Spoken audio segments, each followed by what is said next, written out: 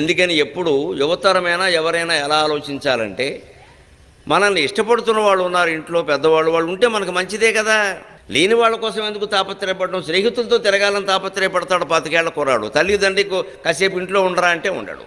ఇదే నెమ్మిగల వారి నొల్లరు తమ్మొల్లని వారి వెనక తగులుతాడు. కాస్త ఇంట్లో ఉండరా, నీకు ఏదైనా చేసి పెడతాడు. ఫ్రెండ్స్ పార్టీ అమ్మా, నేను వెళ్ళిపోతున్నా, రాత్రి వస్తానో రానో అంటాడు. ఆ పార్టీలో ఏం జరుగుతుందో తెలియదు. తల్లి కంగారు, తండ్రికి కంగారు. చివరికి తల్లిదండ్రులు కొంతమంది తెగించి ఆ పార్టీ ఏదో ఎక్కడ చేసుకోరా అంటున్నారు. వీడు శుభ్రంగా ఎక్కడే తాగుతున్నారు కూర్చొని. రకరకాలుగా పరిణామాలు జరుగుతున్నాయి. చూడు, ఇదంతా ఎందుకు వస్తుంది అంటే, లోకంలో ఎప్పుడు ఇష్టాలకి ప్రాధాన్యం ఇవ్వడం వల్ల. ఇష్టం కాకుండా ధర్మానికి మనం ప్రాధాన్యం ఇస్తే ఇలా జరగదు. ఏది ధర్మమో ఆలోచిస్తే ప్రతి వ్యక్తికి వెంటనే తెలిసిపోతుంది. వీళ్ళ తల్లిదండ్రులతో ఉండడం ధర్మమా, బయటికి వెళ్ళడం ధర్మమా. పుట్టినరోజు నాడు తల్లిదండ్రులతో గడపడం ధర్మం అండి, బయటికి వెళ్ళడం ధర్మం ఎలా అవుతుందండి? నాకు అర్థం కాదు. నీకు పుట్టుకనిచ్చిన తల్లిదండ్రుల ఫ్రెండ్సా? స్నేహితులతో కలిసి ఇవాళ ఎన్ని పార్టీలు, రేవు పార్టీ, సావు పార్టీ అన్నీ జరుగుతున్నాయి అక్కడ.